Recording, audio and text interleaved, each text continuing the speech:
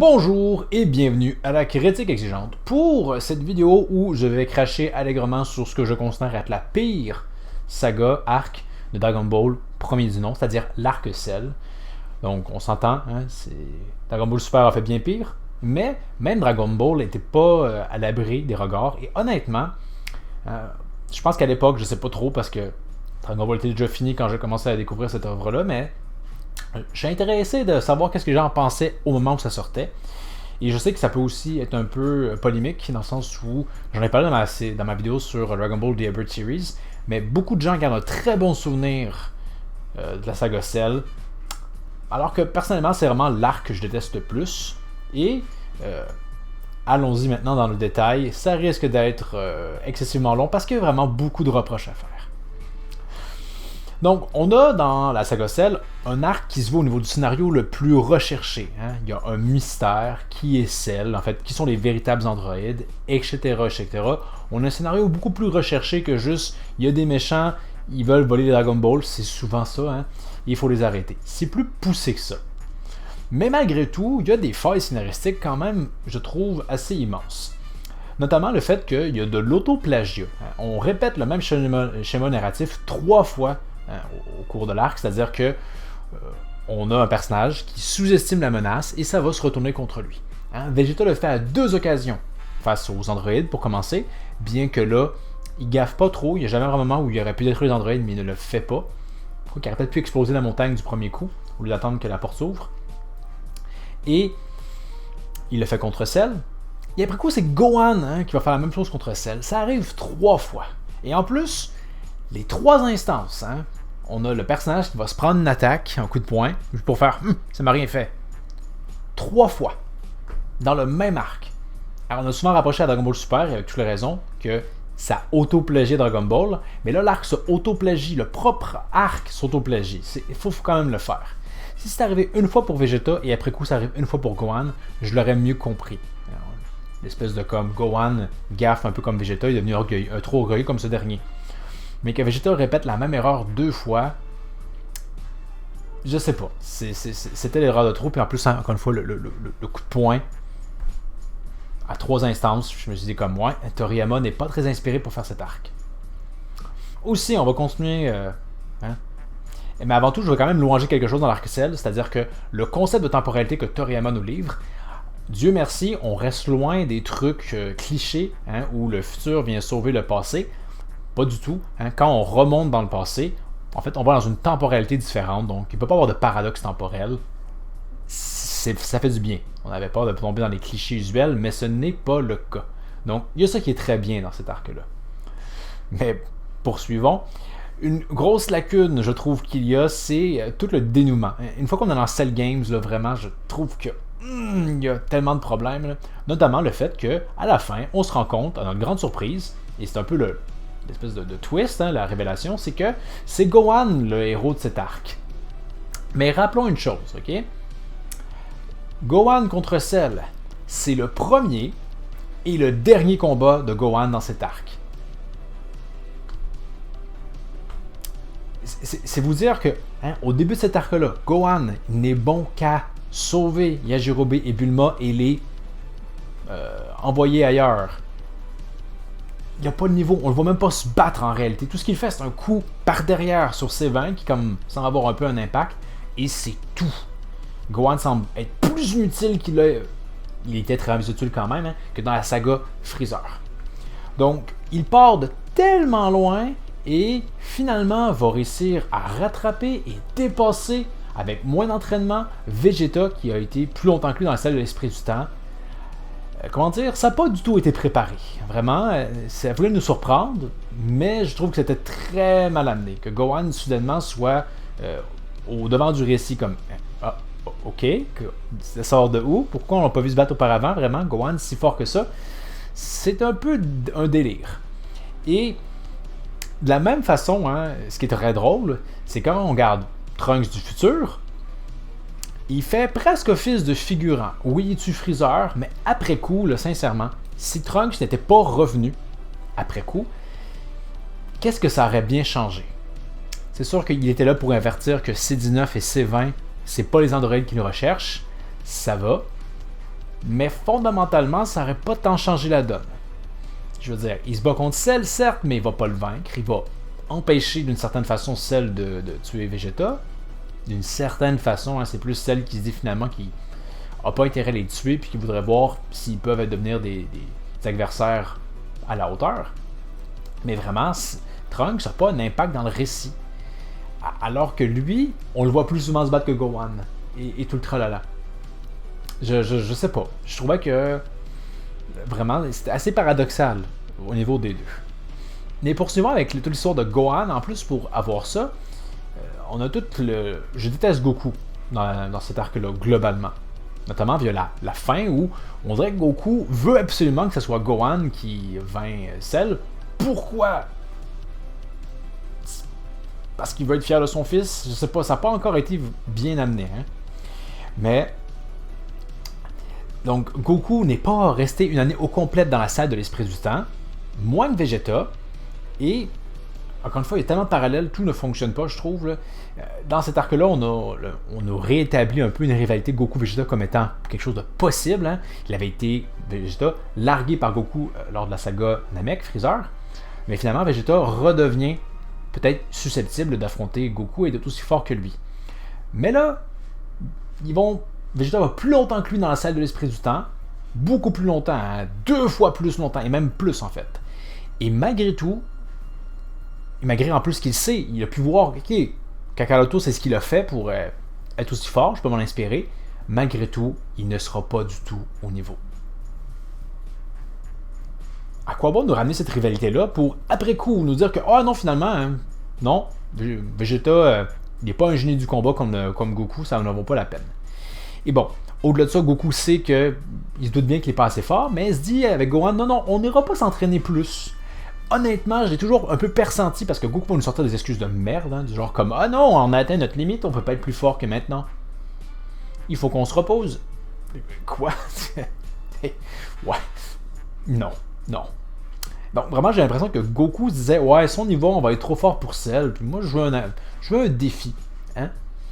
Je sais pas, c'est comme, pourquoi nous faire ça à Goku? On aurait pu dire que Goku va s'entraîner les 2 jours, et que malgré tout, il sent que je pense pas être assez fort pour vaincre Cell, mais qu'il est confiant, et là, il y a Gohan. Donc vraiment, le fait que Goku, soudainement, et aussi surtout un Gohan, rappelons-le, hein, c'est lui qui partait le plus loin et qui va aller le plus loin, c'est un peu ridicule sa progression. Le fait qu'on n'utilise pas à 100% la salle de l'esprit du temps, je trouve ça un peu ridicule. Et aussi, hein, c'est maintenant accepté bien évidemment dans l'univers Dragon Ball, mais la salle de l'esprit du temps. Waouh! Quel truc qui débarque de nulle part, hyper pratique, qu'on se dirait, hey, pourquoi on n'a pas utilisé ça auparavant, et qu'on va juste se dire, ouais, ben, dans le fond, la gravité est 10 fois supérieure. Voilà.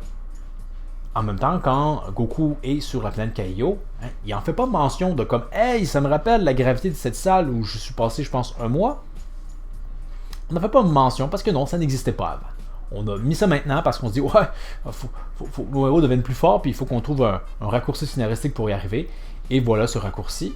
Et on va devoir inventer une limite de 48 heures, hein, de 2 ans passés à l'intérieur. Parce que, et mentionnons que cette limite-là ne sera pas tant respectée dans le futur via Dragon Ball Super. En même temps, ils ont juste à crier pour sortir de la dimension, là, vu qu'ils sont assez puissants pour le faire, mais n'empêche. Un concept foireux, et on va mettre des limites foireuses à ça. C'était pas une super bonne idée. Poursuivons, C16. Personnage sous-exploité. Et je comprends toujours pas en quoi le Dr Gero n'a pas voulu poursuivre avec ce dernier. Il est plus fort que C17-18. A-t-il une énergie infinie? Je ne le sais pas. Il semble quand même moins propice à tuer toute l'humanité. C'est peut-être le problème que lui, la domination du monde ne l'intéressait pas, mais il veut tuer Goku, hein. C'est quand même un bon point de départ. Donc je comprends, c'est pas vraiment expliqué pourquoi il a été abandonné. D'autres éléments extérieurs à l'œuvre vont essayer de développer un peu plus le lore de ça, hein, comme quoi c'est une réplique de son fils dans l'armée du ruban rouge, tué malencontreusement par Goku. Mais quand même, l'œuvre originale va pas développer ses 16, on n'en sait vraiment pas plus. Comment ça se fait qu'il est aussi puissant que ça? Qu'est-ce qui se passe? Pourquoi on le voit pas dans d'autres temporalités? Et je trouve qu'il y a un petit peu un goût d'inachevé à travers lui. Et aussi, je vais en parler, là, mais C16 qui pense que... En fait, juste C16 qui va venir serrer Cell, le surprendre. Le fossé de puissance entre ces deux-là est tellement incroyable que ça ne devrait même pas fonctionner. Cell se rend compte de ça, pouf, l'éclate et c'est fini. L'écart de puissance est à ce point-là.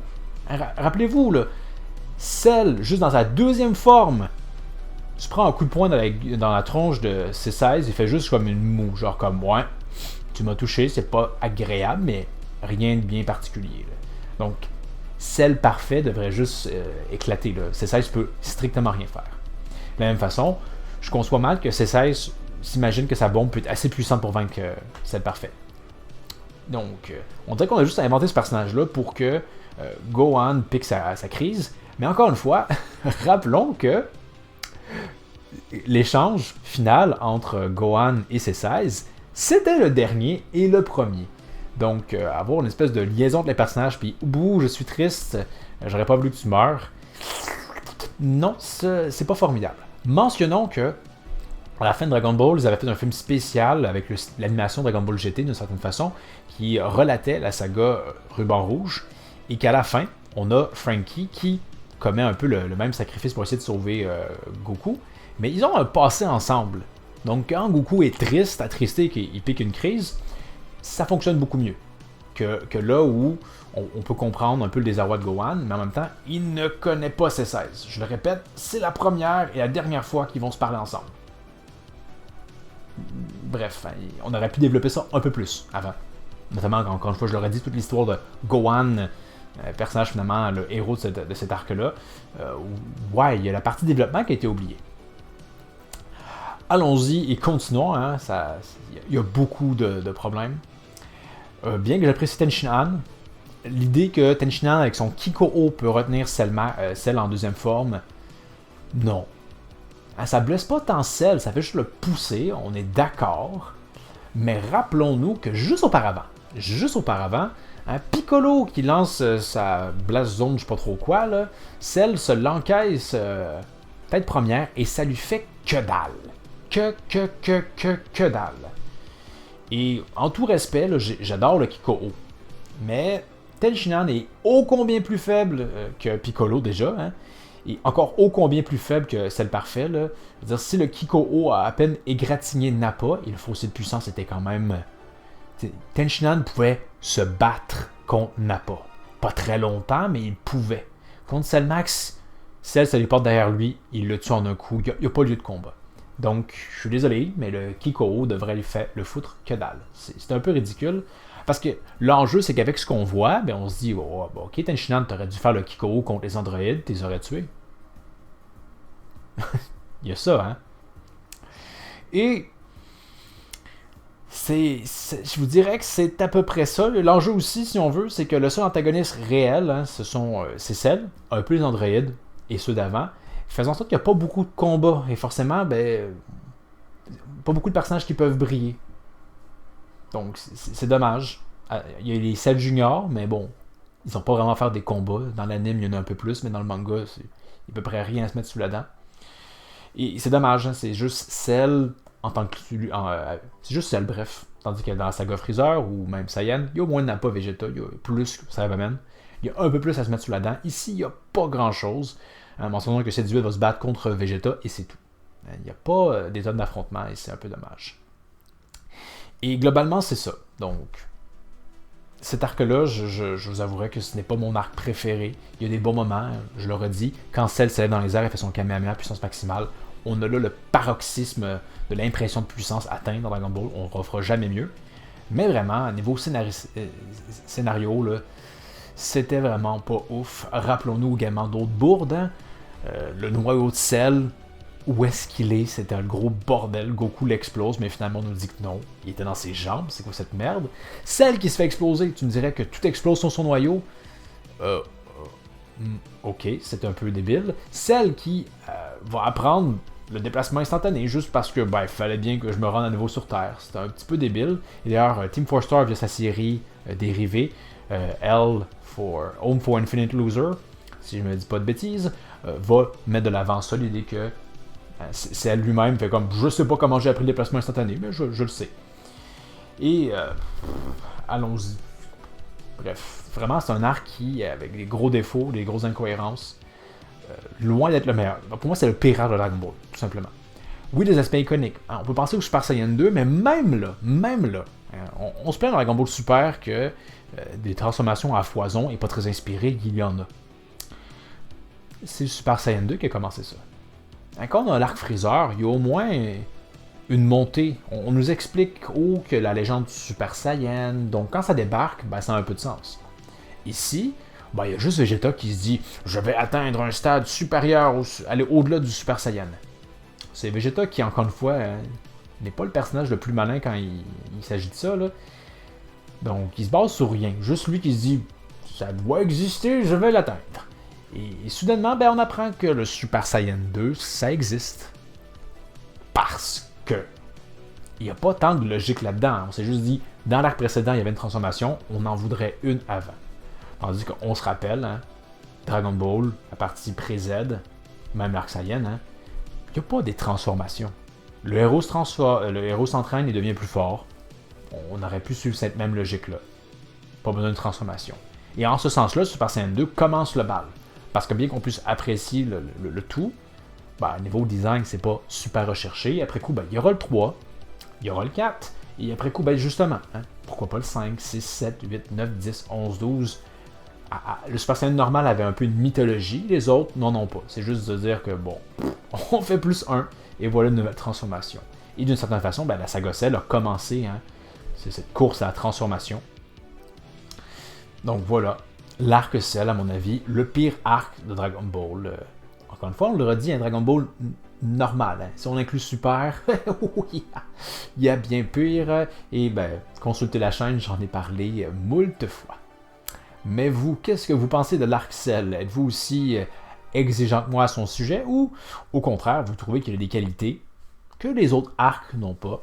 Vous pouvez en faire part dans les commentaires. Et je voudrais surtout savoir votre avis par rapport à Gohan. Est-ce que vous trouvez que, comme moi, ça débarque un peu comme un cheveu dans une soupe? Hein, d'où est-ce que ça sort? Vraiment, que Gohan soit aussi fort que ça, ça sent un peu la bullshit, hein, pour bien le dire. Donc, vous pouvez m'en faire part dans les commentaires. Pour la prochaine critique exigeante, je n'ai pas la moindre idée sur le coup. Je pense qu'on va être rendu peut-être au chapitre de Dragon Ball Super, le dernier, hein, de cet arc, j'espère bien, qui n'est pas très palpitant. Mais comme toujours, hein, vous avez une suggestion de vidéo dans les commentaires, faites-moi en part, et si c'est possible, je le ferai avec grand plaisir. Donc, merci d'avoir regardé, n'hésitez pas à vous abonner, et je vous dis à la prochaine critique exigeante. Hey, Bugman, my name be... Shut up!